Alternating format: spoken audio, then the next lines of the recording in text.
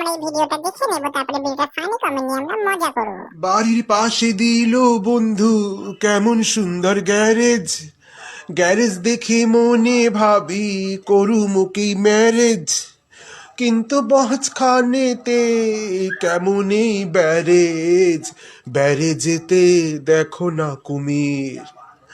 বন্ধু আমায় করে কেন ক্ষীর, ক্ষীর করে আমায় কেন করে অস্থির, বন্ধু আমায় পাকিয়ে করে ক্ষীর। আপনি মুম্বাই আসতে পারবেন, কিন্তু হেঁটে।